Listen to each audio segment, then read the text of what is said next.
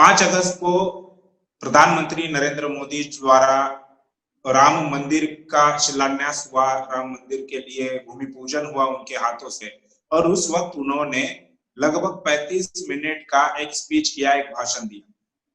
उस भाषण में उन्होंने कई सारे मुद्दे लिए, कई सारे मुद्दों पर अपनी बात रखी, लेकिन उसमें से कई सारे मुद्दे ऐसे हैं जिसमें जो विवादित है, जिसको लेकर अभी सोशल मीडिया पर विवाद चला है। उनके विवादित मुद्दे कौन से हैं? तो उन्होंने कहा कि बुद्ध भी राम से जुड़े हुए हैं। उन्होंने कहा कि सदियों से अयोध्या ये जैन धर्मों का आस्था का केंद्र रहा है। उन्होंने कहा कि गुरु गोविंद सिंह जी ने खुद गोविंद रामायण लिखा। उन्होंने कहा कि बाबरी ये राम मंदिर जो है वो सभी मर्यादाओं का पालन करते हुए बनाया जा रहा है, या उसका निर्माण किया जा रहा है, जबकि सभी हदों को पार करते हुए उन्होंने राम जो बाबरी मस्जिद थी उसको तोड़ा। और उसके बाद प्रधानमंत्री आज ये कह रहे हैं कि हम मर्यादा में रहकर राम मंदिर का निर्माण कर रहे हैं। तो इन सभी बातों पर हम अलग अलग लोगों से बात करेंगे। अभी हमारे साथ खालसा लीग के नेशनल प्रेसिडेंट अमृत सिंह बल्लोवाल जी है, जो पंजाब से हमारे साथ जुड़े हुए हैं। हम उनसे प्रधानमंत्री नरेंद्र मोदी जी ने जो कहा कि ये गुरु गोविंद सिंह जी ने खुद ही गोविंद रामायण लिखा था, उस पर बात करेंगे। क्या वो सच है, उसमें कितनी सच्चाई है? अगर प्रधानमंत्री नरेंद्र मोदी द्वारा ऐसा झूठ प्रचार किया जा रहा है तो असलियत क्या है, उसके पीछे क्या सच्चाई है, ये हम उनसे जानना चाहेंगे। बल्लोवाल जी, सबसे पहले एमएन टीवी पर आपका स्वागत है। और सवाल मैंने आपके सामने रख दिया है कि प्रधानमंत्री ने जो 5 अगस्त को भाषण दिया उसमें कहा कि गोविंद रामायण का निर्माण या उसका उसका लिखान जो है वो गुरु गोविंद सिंह जी ने खुद किया है। क्या कहेंगे आप इस?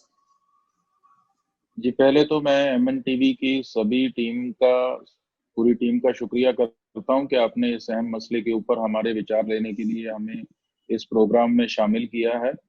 जी। और जो 5 अगस्त का प्रोग्राम नरेंद्र मोदी ने जिसकी प्रधानगी की है और अयोध्या में किया गया भूमि पूजन, जी। और जो आपने सवाल रखा है गोविंद रामायण, तो मैं पहले ये बात आपको स्पष्ट कर देना चाहता हूं कि गोविंद रामायण नाम का कोई भी ग्रंथ गुरु गोविंद सिंह जी ने अपनी जिंदगी में नहीं लिखा। जी। जो भी प्रधानमंत्री ने वहां पर कहा है वो बिल्कुल झूठ है। अगर ऐसा कोई ग्रंथ, हम चैलेंज करते हैं एमएन टीवी के माध्यम से और बहुत से मीडिया चैनल के माध्यम से, हमने प्रधानमंत्री नरेंद्र मोदी को और बीजेपी को ये चैलेंज किया है कि अगर आपके पास कोई ऐसा ग्रंथ है जिसके फैक्ट आप साबित कर सकते हो कि ये ग्रंथ वाकई ही गोविंद रामायण है और गुरु गोविंद सिंह जी द्वारा लिखा गया है, तो वो हमारे आगे पेश किया जाए। क्योंकि 550 साल से ऊपर हो गया सिख धर्म को बने हुए। जब गुरु नानक साहब ने सिख धर्म की स्थापना की थी, तब से लेकर अब तक हमको कोई भी ऐसा फैक्ट, कोई भी ऐसा ग्रंथ नहीं मिला जिसका नाम गोविंद रामायण हो और जो गुरु गोविंद सिंह जी ने लिखा हो। जहां तक गुरु गोविंद सिंह जी के बारे में ऐसी टिप्पणी करने की बात है, तो मैं ये स्पष्ट बता देना चाहता हूं कि नरेंद्र मोदी ने अपनी इस टिप्पणी के जरिए ये साबित करने की कोशिश की है कि गुरु गोविंद सिंह राम के भगत थे। यानी कि जो अयोध्या में इन्होंने राम का मंदिर बनाया है, दशरथ पुत्र राम का, गुरु गोविंद सिंह आराधना करते थे, गुरु गोविंद सिंह उनमें आस्था रखते थे, इसलिए उन्होंने गोविंद रामायण लिखी। जी। तो पहला झूठ इनका आपको मैंने बता दिया कि गोविंद रामायण नाम का कोई भी ग्रंथ सिख धर्म में प्रचलित नहीं है और ना ही ऐसा कोई ग्रंथ गुरु गोविंद सिंह जी ने लिखा है। और जहां तक राम में आस्था की बात है, तो सिख लोग जो दुनिया में बसते हैं उनको नितनेम दिया गया है। जैसे मुसलमानों को नमाज दी गई है 5 वक्त अदा करने के लिए, हमें नितनेम की हुक्म किया गया है। सुबह और शाम को हम नितनेम करते हैं, 5 बाणियां हैं। और जी। इन नितनेम की बानियों में एक बानी है चौपाई साहिब। शाम को रहराज साहिब जब हम जाप करते हैं तो चौपाई साहिब में ये बानी आती है। उसमें ये पंक्ति आती है, पाए गए जब ते तुमरे, तब ते कहूं आंख तरे नहीं आन्यो। राम रहीम, ये मैं अंडरलाइन करना चाहता हूं, गुरु जी। गोविंद सिंह जी लिखते हैं, राम रहीम कुरान कुरान अनेक कहें मत एक न मानियो, मतलब राम और रहीम, कुरान और कुरान बहुत सारी बातें कहते हैं, लेकिन मैं उन बातों को नहीं मानता। ये गुरु जी गोविंद सिंह जी ने लिखा है। और इसी चौपाई साहिब में पंक्ति लिखी हुई है, मैं ना गणेश है प्रथम मनाऊं, मतलब मैं किसी भी काम की शुरुआत करने से पहले गणेश की आरती नहीं करता, उसमें विश्वास नहीं रखता। किशन बिशन कब हूं ना ध्याऊं, कि मैं किसी भी कृष्ण विष्णु किसी भी ऐसे काल्पनिक पात्र की आराधना नहीं करता, उसके आगे प्रार्थना नहीं करता और उनमें आस्था नहीं रखता। जी तो जो गुरु गोविंद सिंह अपनी वाणी में एक क्लियर मैसेज दे रहे हैं कि हम ऐसे किसी भी राम में आस्था नहीं रखते। हाँ, गुरु ग्रंथ साहब में राम शब्द जो आया है बहुत दफा जिक्र हुआ है, लेकिन राम शब्द का दो अर्थ है गुरु ग्रंथ साहब में। जी बहुत संख्या में जो राम शब्द का जिक्र गुरु ग्रंथ साहब में किया गया है वो परमात्मा के लिए किया गया है, गॉड के लिए किया गया है। क्योंकि अगर आप भक्ति लहर को उठाकर देखेंगे, भक्त रविदास जी को देखेंगे, भक्त कबीर जी को देखेंगे, भक्त नामदेव जी को देखेंगे, तो वह अपने परमात्मा की आराधना करते हुए गॉड को, परमात्मा को राम कहकर संबोधित होते थे। तो उस राम शब्द को अयोध्या के दशरथ पुत्र राम से नहीं जोड़ा जा सकता। गुरु ग्रंथ साहब में जहां पर दशरथ पुत्र राम का जिक्र आया है वो तकरीबन 7 या 8 दफा है। तो वहां पर गुरु जी ने अपनी वाणी में क्लियरली लिखा है कि अब मैं दशरथ पुत्र राम की बात कर रहा हूं। दो तरह से गुरु ग्रंथ साहब में राम का जिक्र आया है, एक राम जो परमात्मा के लिए है, एक राम जो दशरथ पुत्र राम के लिए है। और दशरथ पुत्र राम का जहां पर जिक्र आया है वहां गुरु ग्रंथ साहब ने, गुरु जी ने बताया है कि दशरथ पुत्र राम परमात्मा का रूप नहीं हो सकता, क्योंकि जब दशरथ पुत्र राम की बीवी को रावण ने उठा लिया तो मायूस होके दशरथ पुत्र राम रोने लगे। और इसी तरह जब जंग में लक्ष्मण को घायल कर दिया गया रावण की सेना द्वारा, तब भी दशरथ पुत्र राम मायूस हुए और उन्होंने हनुमान कहा कि इसकी जान बचानी है, कैसे भी बचाई जाए। उन्होंने स्पष्ट संकेत दिया है कि जो राम होता है, जो भगवान होता है, जो भगवान का रूप होता है, उसे संसार के दुख और सुख से कोई फर्क नहीं पड़ता। लेकिन अगर दशरथ पुत्र राम को अपनी बीवी के खो जाने का दुख महसूस होता है, अपने भाई के घायल हो जाने का दुख महसूस होता है, तो मैं ये स्पष्टता से कहना चाहता हूं कि दशरथ पुत्र राम भगवान का रूप नहीं हो सकता। तो जी मैं यहाँ ये कहना चाहता हूँ कि जो सिख कौम लगातार डेली ये पढ़ती है कि हम राम रहीम में उनकी बातों में यकीन नहीं रखते, उनको जानबूझ के टारगेट किया जाता है। केवल यही नहीं, इससे पहले जब अयोध्या वर्डिक्ट आई थी, सुप्रीम कोर्ट के फैसले में भी ये जिक्र किया गया था कि अयोध्या में राम मंदिर बनना चाहिए, क्योंकि सिखों के गुरु गुरु नानक साहेब भी अयोध्या में राम मंदिर के दर्शन करने के लिए आए थे। वो बात भी बिल्कुल झूठ थी। बाम सेव के राष्ट्रीय अधिवेशन में जो कुरनूल आंध्र प्रदेश में हुआ था, वहां हमने आकर, मैंने निजी तौर के ऊपर स्पीच देकर पूरा उसका जो इनका झूठ था उसका पर्दाफाश किया था कि गुरु नानक साहब जहां जहां भी गए हैं, चाहे वो मक्का में, चाहे वो बनारस में गए हैं, चाहे वो अयोध्या में गए हैं, तो वहां जाकर उन्होंने वहां की जो कुरीतियां थी, जो ब्राह्मण लोगों के कर्म कांड थे, जो ब्राह्मण लोगों की झूठी विचारधारा थी, उसका पर्दाफाश किया है और उसका बकायदा जिक्र गुरबानी में किया हुआ है। तो इससे ये अंदाजा नहीं लगाया जा सकता कि अगर गुरु नानक साहब अयोध्या गए थे तो वो राम में आस्था रखते थे। गुरु साहब राम में और हिंदू धर्म के इन ब्राह्मणवाद के मनुवाद में कोई आस्था नहीं रखते थे। सगों मनुवाद के समाज के ऊपर किए जा रहे जुल्म की वजह से सिख धर्म का जन्म हुआ है। जी जी ये आपने प्रधानमंत्री नरेंद्र मोदी जी ने ये भी कहा कि राम कबीर के भी है, और कबीर साहब की एक चौपाई गुरु ग्रंथ साहिब में है कि एक राम दशरथ का बेटा, एक राम गटगट में बैठा। तो ये क्या है, उसको जरा आप विस्तार से अगर बताएंगे तो हमारे दर्शकों के लिए ये नई पंक्ति जानकारी ये मिलेगी। इस पंक्ति में तो अपने आप ही स्पष्ट हो जाता है, एक राम दशरथ का बेटा। कबीर जी क्या कह रहे हैं? बोल जी रहे हैं कि एक राम है दशरथ का बेटा, जी एक राम जो घट घट में बैठा। कबीर जी बोल रहे हैं कि मैं उस राम का भक्त हूं जो घट घट में बैठा है, जो कण कण में बैठा है, जो पूरे नेचर में बैठा है, जो पत्तों में है, पेड़ों में है, जमीन में है, जो हर कण कण में समाया हुआ है। मैं उस राम का भक्त हूं, ना कि दशरथ पुत्र राम का। इस पंक्ति में कबीर जी ने एक पंक्ति में दोनों राम का वेरिएशन बता दिया। एक राम दशरथ का बेटा, एक राम घट घट का। उन्होंने बिल्कुल, ये दो राम अलग अलग हैं। एक दशरथ का बेटा राम है, एक वो राम हुआ है, और जो राम कण कण में समाया हुआ है, मैं उसकी भक्ति करता हूँ। जी। ये आपको क्या लगता है कि ये नरेंद्र मोदी जी ने जो अलग अलग भाषाओं में रामायण का जिक्र किया है, अलग अलग देशों के भी रामायण है, वहां पर राम की कथाएं बताई जाती है, गुरु गोविंद साहब का उन्होंने जिक्र किया, तो ये अलग अलग लोगों के धर्मों का या अलग अलग भाषाओं के भाषाओं में रामायण है या राम की कथाएं बताई जाती है, इसके पीछे आपको क्या ये उनका विचार लगता है कि किस वजह से उन्होंने ऐसा किया? देखिए, जो अभी देश का वातावरण बना हुआ है, जैसे अयोध्या में भूमि पूजन किया गया, राम मंदिर उसारा गया, एक बात तो सभी जानते हैं कि ये एक ऐतिहासिक कहानी के ऊपर आधारित राम का मंदिर बनाया जा रहा है। और सिख धर्म है, बुद्ध धर्म है, या दूसरे जितने भी धर्म हैं, वो सब इतिहास के ऊपर खड़े हैं, उनका एक हिस्ट्री है। लेकिन इनका कोई हिस्ट्री नहीं है, ये मिथ्यास है, काल्पनिक कार्य इन्होंने बनाए हुए हैं, सब पात्र काल्पनिक हैं, घटनाएं काल्पनिक हैं। तो अपनी बनाई हुई काल्पनिक घटनाओं और काल्पनिक पात्रों को सच साबित करने के लिए इन्होंने अलग अलग धर्मों का हवाला देके अलग अलग धर्मों को अपने धर्म में मर्ज करने का एक षड्यंत्र रचा है।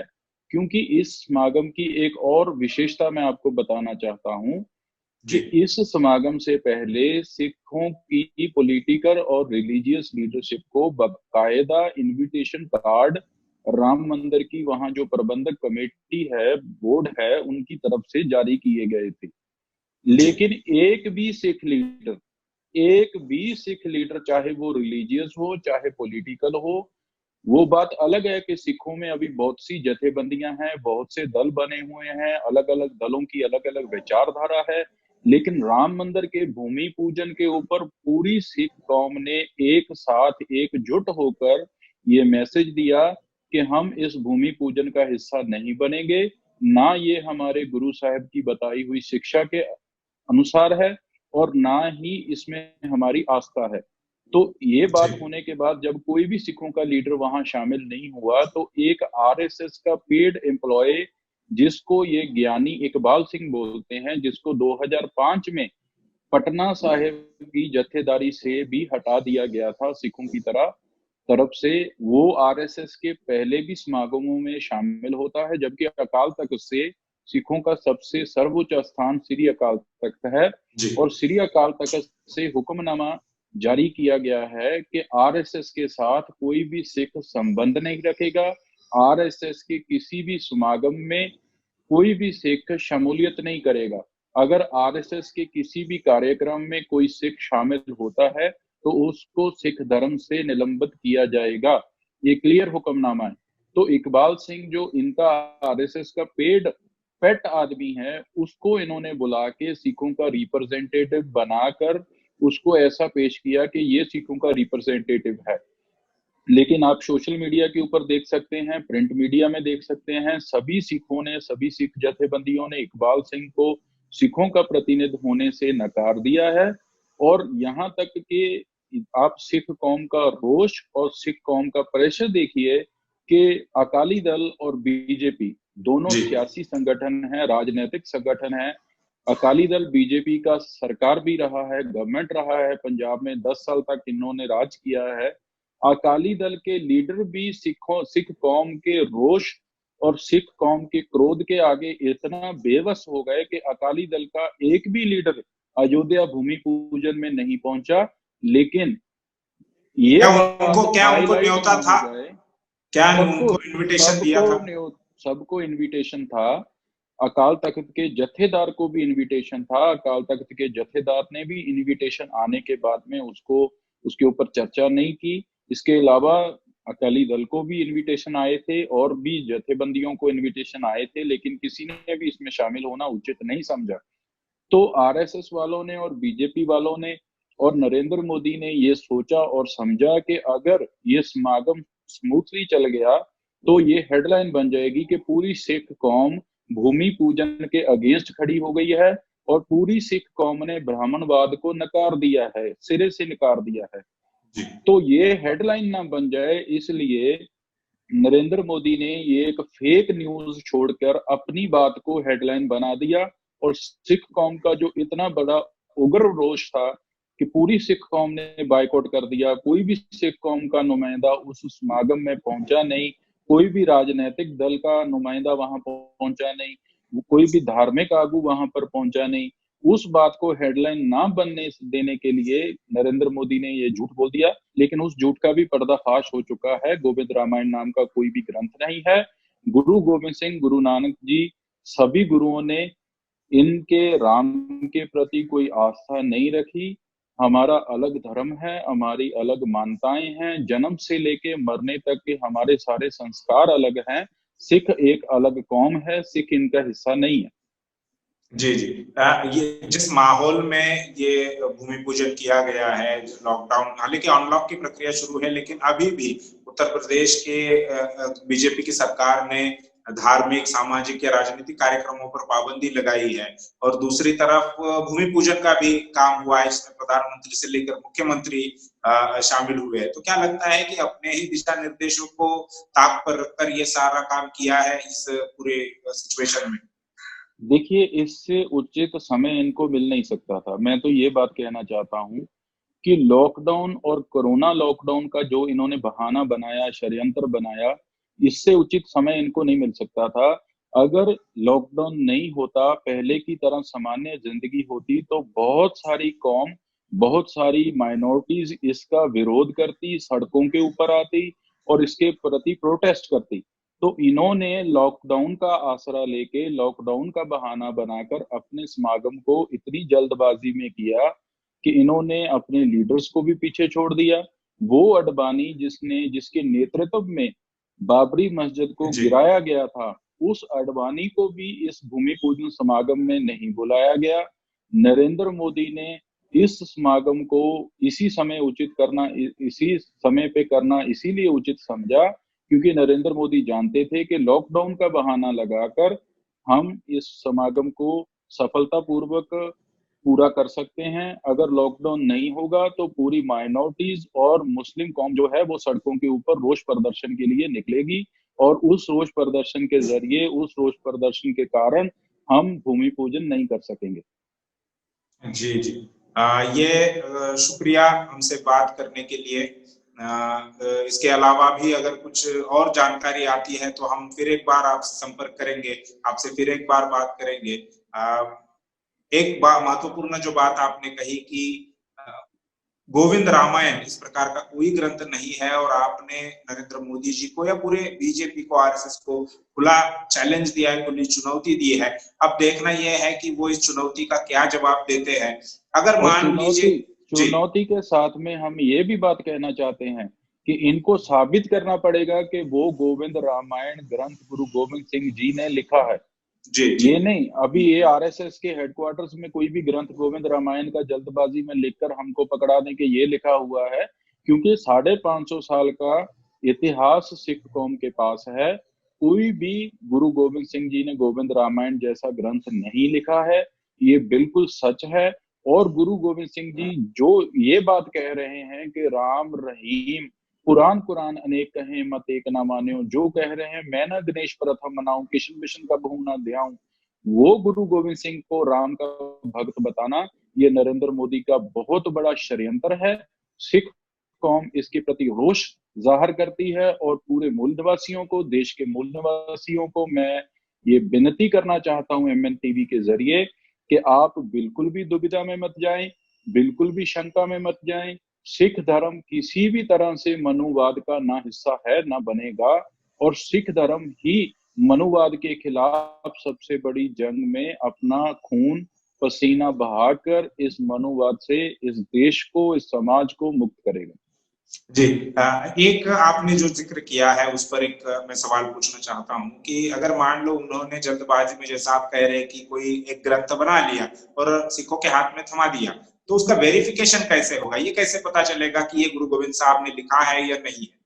उसका वेरिफिकेशन हमारे ऐतिहासिक स्रोतों से होएगा। हमारे पास स्कॉलर्स हैं, हमारा विद्वान है, हमारे पास गुरु ग्रंथ साहब की बानी है, गुरु साहब का इतिहास लिखा हुआ है, गुरु साहब के समकालीन भक्तों की बानी है, उनके समकालीन कवियों की बानी है।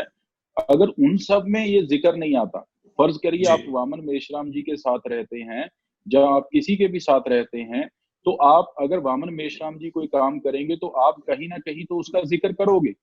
ना तो गुरु गोविंद सिंह जी ने अपने कथा में, क्योंकि गुरु गोविंद सिंह जी फर्स्ट ऐसे पर्सन हैं जिन्होंने अपनी आत्मकथा खुद लिखी है। आप जी उनका बानी पढ़िए, उन्होंने लिखा अब मैं अपनी कथा बखानो। उन्होंने वो इतने एनलाइटेड थे गुरु साहब, उनको पता था कि अगर उन्होंने अपनी कथा को खुद नहीं लिखा तो जो दूसरा आदमी उनकी कथा लिखेगा हो सकता है वो उसमें मिल बांट करके गुरु साहब को राम का भक्त बताने की कोशिश करे। तो गुरु साहब ने बिल्कुल स्पष्टता से सारी चीज लिखी है। ये कोई भी ग्रंथ तैयार कर लें, किसी भी तरह की किताब तैयार कर लें, उसको सिख कौम कभी भी परवान नहीं करेगी, क्योंकि सिखों को ये रटाया हुआ है। सुबह और शाम हम 2 टाइम ये बात पढ़ते हैं नित्यनेम में कि हम राम के भक्त नहीं हैं, हम गणेश को नहीं मानते, कृष्ण को नहीं मानते, और ये बात से सिख कभी भी मुकर नहीं सकते। आरएसएस अपने षड्यंत्र चल रही है, लेकिन सिख कौम इनके प्रति सुचेत है।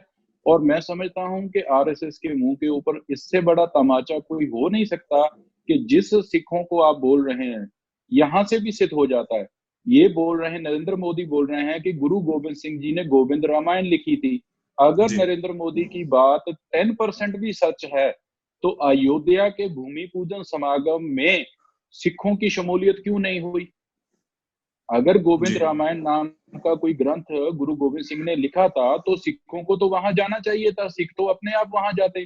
सिखों ने तो उस समागम का बाइकआउट कर दिया, सिखों के तो जथेदारों ने भी उसका बाइकआउट कर दिया, सिखों की राजनीतिक लीडरशिप ने भी उसका बाइकआउट कर दिया, सभी दलों ने उसका बाइकआउट कर दिया, केवल इसलिए क्योंकि सबको पता था कि अगर राम मंदिर के भूमि पूजन समागम में हम जाते हैं तो कौम हमारे खिलाफ हो जाएगी, और अगर कौम हमारे खिलाफ हो जाएगी तो हम अपनी कौम में गिर जाएंगे, उनकी नजरों में गिर जाएंगे और उनका नेतृत्व नहीं कर सकेंगे। जी तो ये क्लियर एक एक मैसेज दिया है सिख कौम ने।